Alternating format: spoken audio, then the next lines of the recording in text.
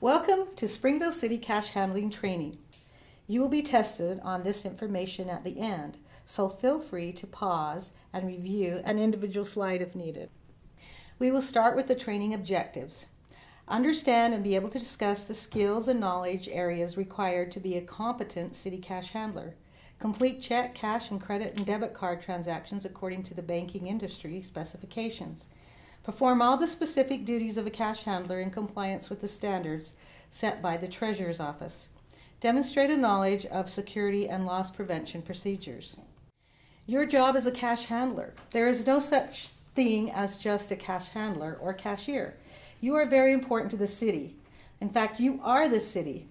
Most of the positions in the city do not actually meet customers very often, but as a cashier, you will meet customers every single day. Essential expectations.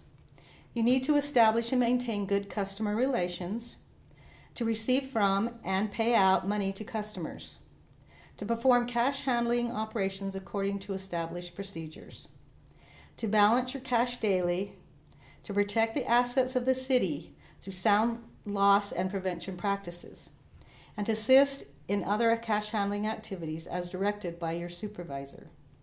Receiving. You are expected to perform accurately and efficiently when processing customer transactions, accepting a payment, or making change. Security and loss prevention. You are expected to safeguard city funds against loss. You should also be familiar with what to do in the time of emergency, such as being confronted with a robbery, fire, or natural disaster.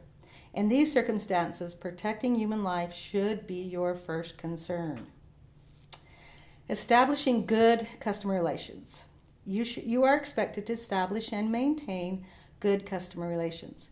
This includes professional job performance as well as being friendly and polite. Receiving monies. There are 3 different ways in receiving monies. One is the hand-to-hand method, which is taking the money from one hand to the next hand. Then there's the hand-to-table method, which is taking the money from your hand to the table. And then there's the walk-through method, where you have a clip of money and you walk through the money this way. If the pile contains more than one denomination, count the largest denomination first. Place the pile in one hand and transfer one bill at a time from one hand to the other hand as you count. Look at each bill as you count to check for identifying elements on each. Check each bill as you count to ensure correct denomination. Make the hand-to-hand count your second count. If your totals do not agree, repeat until they do. Okay, the hand-to-table method. This method is like the hand-to-hand method, only that you place it on the table rather from one hand to the next. And then, and of course, the transaction is not complete until the customer agrees that the change was counted back correctly. A lot of places don't count the change back, but at Springville City, I feel like it's really important that we count the change back. If you ever go to a restaurant or, McDonald's or something, they just hand you your change. I think it's safer for us as a city, and I also think it's a customer service thing if we actually count the change back to the customer. And then the walk-through method is, you have all the bills face up and you just flip through them with your finger. You place the stack of bills on a table face up. All bills should be face up and in the same direction. Each stack should only contain one denomination. And then you use your thumb and your forefinger on one hand to lift back the corner of each bill. Then you use the thumb and forefinger of the other hand to hold back and count the counted bill. Check each bill as you count to ensure correct denomination. Remain vigilant and to the possibility that the corner of a bill of a larger denomination may have been taped onto the corner of a bill of a similar denomination.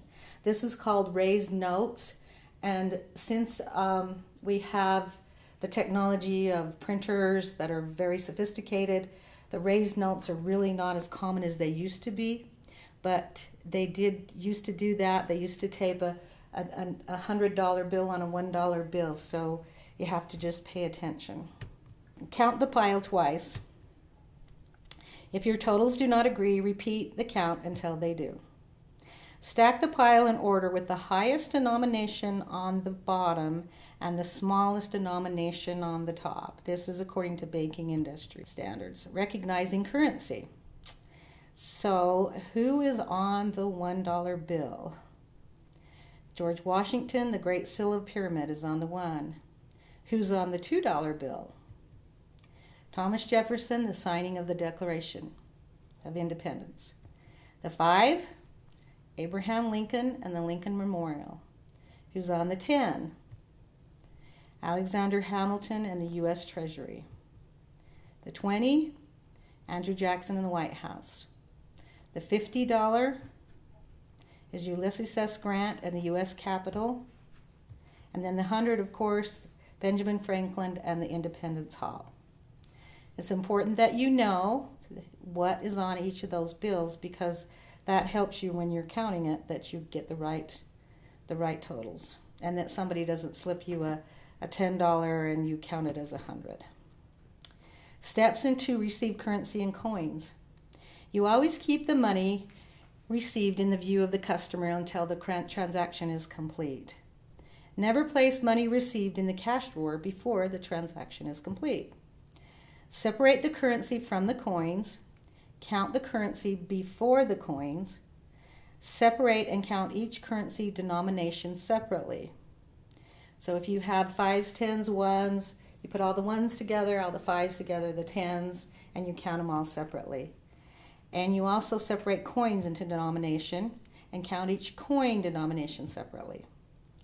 Count all currency and coin in the presence of the customer, especially if asked to give change for larger bills. Verify the grand total against the amount listed on your billing or invoice or whatever charge that you're getting from the customer.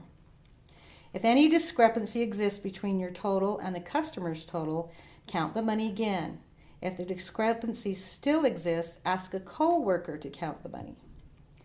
Put away the currency and coins from the last transaction before starting a new transaction. And, as currency is a major carrier of germs, it is recommended that you wash your hands frequently.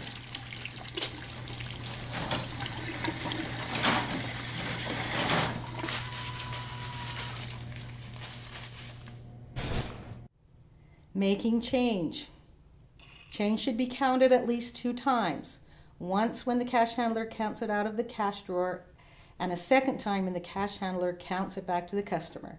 As I said earlier, at Springville City, we don't just hand people their change and say, here's your change. You need to count it back. At least the currency you need to count back. Okay, recognizing your currency. There's a lot of different distinguishing things in our bills right now. This is a picture of a $20 bill. You've got your security thread. You have your watermark that should match. We've had counterfeit $100 bills where the watermark was really not clear and you couldn't tell. It was really out of focus. So if you need to, you can look for the watermark. Another thing that counterfeiters have had a hard time counterfeiting is the color shifting ink. As you can take the bill and you can turn it, it will change colors, and that way you know that it's a good bill. I've been to a store before and I noticed that I gave the girl a $20 bill and she got out her pen and she marked it. Those pens do not work. It's looking for acid in the fabric of the currency, but they really don't detect any, they really don't work if the bill has been washed. So the best thing that you can do is, all she needed to do as she was taking that bill from me to put it into the cash drawer was she just needed to turn it to see if the ink shifted on the bottom right corner. So that is a good way to see if it is not a counterfeit bill. We have had counterfeit bills here at Springville City before. We don't get them very often, but once in a while we do. So be diligent in looking at the bill. Hold it up, look at the watermark, look at the color shifting ink.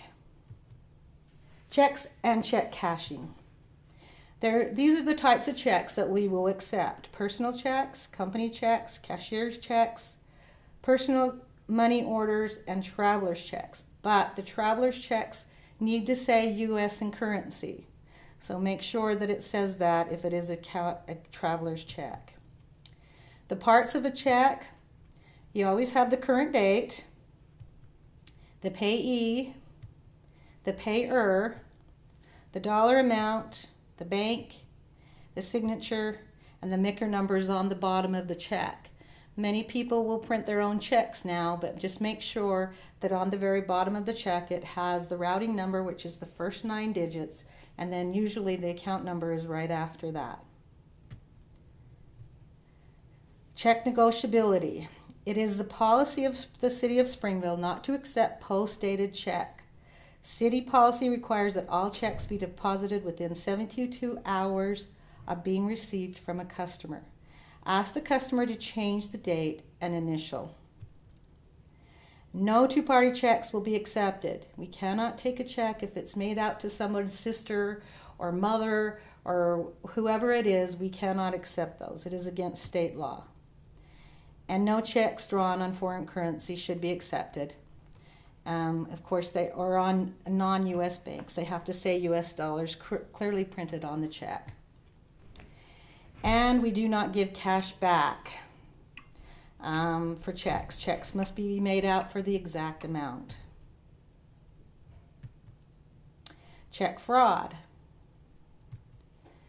Pay attention to checks drawn on non-local banks and request to see identification.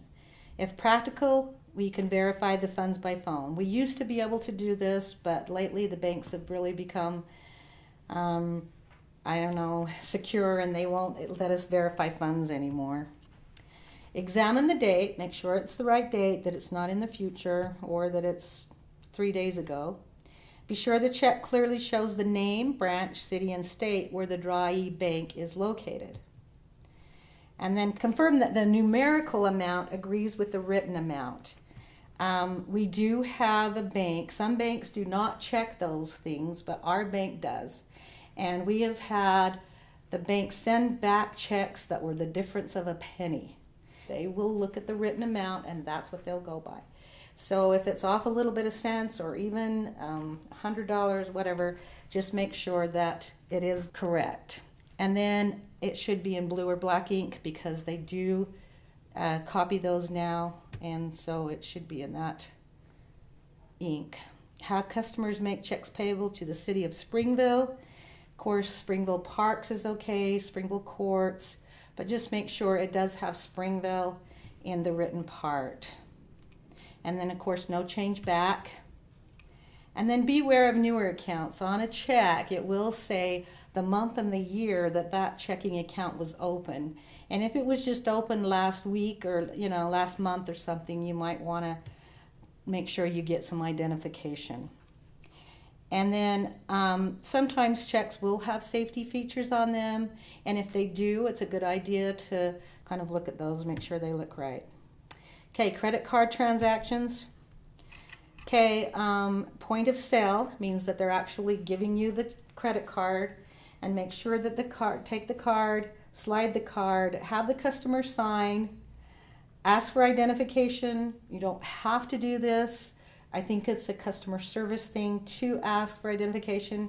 When I go to a place of business and they ask me identification for my credit card, I kind of appreciate that, because that is a safety for helps against fraud. Compare the signatures on the back of the card, and then make sure you hand the card back to the customer. And if you're having any telephone payments, manually enter the information into the terminal, the computer, if they're calling over the phone and you're just entering it in. But do not write down the credit card number. In order to be PCI compliant, we should never ever have credit card numbers written down.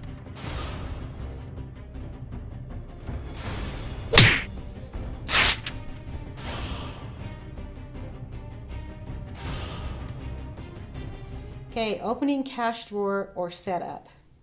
Arrange your coin and currency in a consistent manner. Verify the dollar amount of beginning cash. If you're supposed to start out with $50, make sure you have $50. If you're starting with $100, make sure you have $100. And then if you do have alarm, make sure it is functional. Not very many places in Springville do we have that, but there is a couple, so make sure that they are functional.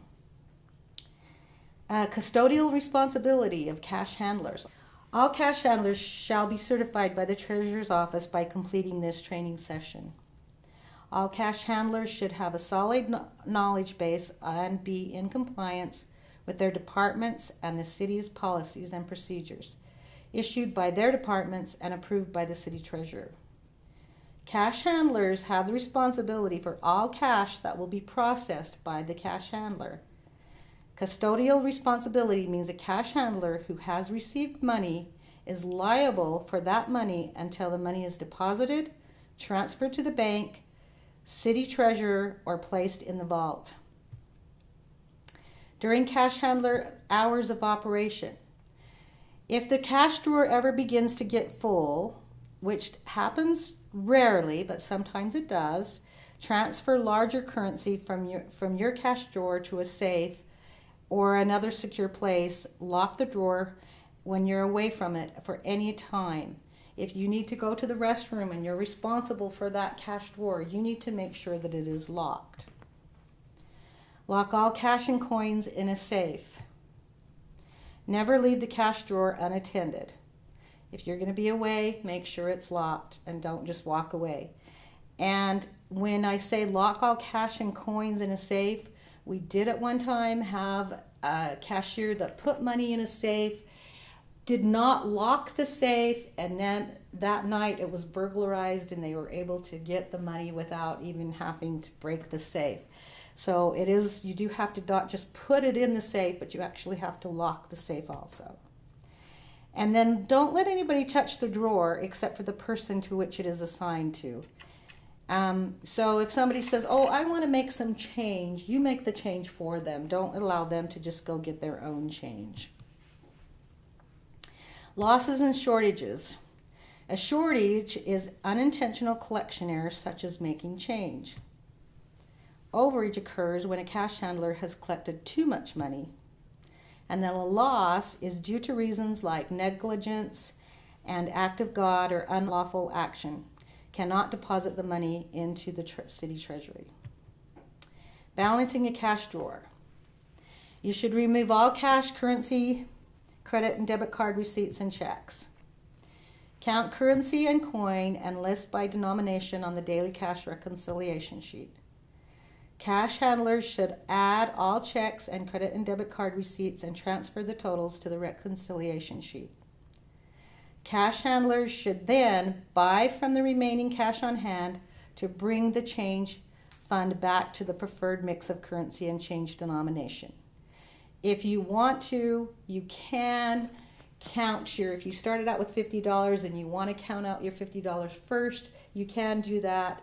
You can do it either way, but you do need to make sure that you do have what you started out with in your cash drawer.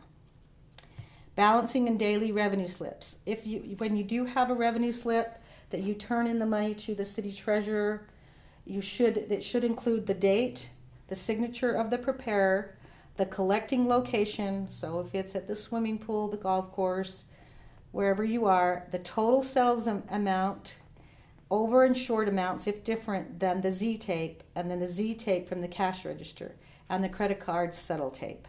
So make sure those things are included when you put them in the bag and turn them in. Locating differences. Recount the coin and currency. Do not roll coin. Our bank will not take rolled coins, so don't take the time to roll your coin.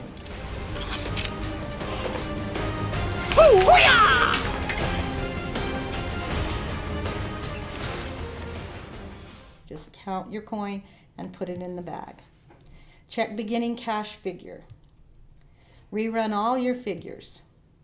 Search the cash handling area, remove drawer, check wastebasket in the area for papers relating to the daily transactions. Believe it or not, we have thrown checks in the garbage cans, so it is a good idea if something's missing to make sure you check the wastebasket. Common errors causing out of balance situations. If you're not writing legibly, that could be it. Taking currency out of a strap without breaking the strap. Currency is put in straps, 25 $1 bills. If you put a strap on there and then you take money out, then it might not be the amount that you think it is. Writing ending cash down incorrectly. Handling transactions improperly. Picking up figures incorrectly. Clipping and wrapping currency incorrectly. We really don't wrap currency. The banks do, but we usually don't here. Dropping part of a transaction in the trash. Like I said, we have had checks that have gone into the garbage can. And not verifying check totals with 2 tapes. Cash getting stuck behind the cash drawer. That's actually happened too. Not clearing the adding machine before you're using it. That happens more often than you think. You need to make sure when you're going to add up your checks that you have a 0 before you start. And transposing numbers. That happens quite often. And mixing transactions between multiple drawers. Hard to find errors. Not keeping currency separated by each denomination in the cash drawer. I know that there's some people that will put 5s in 1s. I've gone and I've checked people and they've had their 5s in their 1s and 10s in the wrong place. Make sure they're all in the same place so that you're not picking out you think you're picking out a 1 to give change back and you're actually giving a 10 because it was in the wrong place in the drawer. Sacrificing accuracy for speed. Sometimes you go too fast and then you make a mistake on your accepting of cash, or you're counting change back and you're going too fast. Not putting money away immediately after completing a transaction. A lot of times when I first get somebody and I'm training them and they have their money out, then they'll try to help another person before putting the money back. Make sure the money goes back before you help anyone else. And then not locking the cash drawer when leaving the workstation. You need to make sure that you have a key and that you lock it. And then forgetting to make change. That can happen also. Not counting money twice when paying it out. That's why we want to count the money back to the customer, because you're going to take it out of the cash drawer and then you're going to count it back to the customer. And that way you can know that you've made the correct change. Not completely finishing a transaction before you're starting a next one. We talked about that. Adding up cash and checks in your head instead of using an adding machine. I don't know about you, but I depend on an adding machine. Can't add that good in my head anymore. Not looking at the cash that as you are paying it out. If you think you've taken a $1 bill out of your cash drawer and it's actually a 10 and you're not even looking at it, that's why you need to make sure that you know what the currency is and who's on that currency so that you're looking at it as you're counting it out. And allowing yourself to be distracted during a transaction and not changing an invoice or an amount for partial cash payments. If you said it's going to be $20 and then you decide, oh, wait a minute, I think that's only $15, you need to make sure that you change that in the register or an invoice or whatever it is that you're taking money for. Allowing documents or money to fall in a trash receptacle. Okay, security procedure and loss prevention. How to prevent a robbery. Have numerous people in and around the location. Try not to be the only one there. And have staff be aware of suspicious people. And then keep customers away from the cashier's workspace behind a barrier. I mean, if you're behind, all of the cash places right now in the city are behind a barrier, and you need to make sure that not anybody can just come behind that barrier. Make sure that they stay on the other side. Okay, how to prevent a robbery. Have a secure cash box or safe. All cash items in cashier area should remain locked. Never allow unauthorized persons in the cashier area. You can have friends come and visit, but you should not, if that's okay with your supervisor, but don't let them behind where the cash is. And then have good lighting. If there is a place that you think is really dark where you're taking money, try to have the facility department come and give you some more lighting. Do not count cash in a public open space.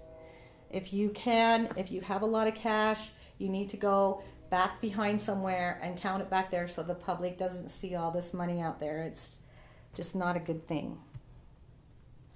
And then if you do have to go and take money to the treasurer's office or to the bank, don't go the same time every day. That's just a safety thing. Procedures to follow during a robbery. So at this point in time, we've never had a robbery from Springville City, but you never know. And it's always good to be prepared. The preservation of human life and health. The cash handlers and the co-workers and the public. Catching the criminal and the preservation of city funds. Preservation of life and safety is the highest priority. Okay, we want to catch the criminal, not stop the crime. Assume there is a weapon. Be polite and accommodating. Keep talking to the robber. Do exactly as the robber asks. Attempt no heroics. Observe the robber, but don't stare. Watch over all the evidence left by the robber. So if the robber touches the counter, puts his hand down on the counter, then you remember that. You remember where he put what they did with their hands. And then listen to the voice. See if you can hear any names, slangs, and so on. After the robber requests have been satisfied, volunteer to lay down on the floor. And then do not leave the premises or call 911 until it is safe to do so. Okay, procedures to follow after a robbery. Lock the premises. So if a robber comes in, you've laid down on the floor, the robber has now taken off out the door, you lock the premises. And then you notify your supervisor, and then you call 911 and you stay on the line. And then you don't speak to anyone other than city officials. So if somebody comes up that has been at the premises and they come up and say, what happened, what's going on, you do not talk to them. You only talk to city officials. Okay, fire and bomb threat. You secure all money. Protecting people is of greater importance than retrieving city funds. A few years ago in the old city building, I came into work.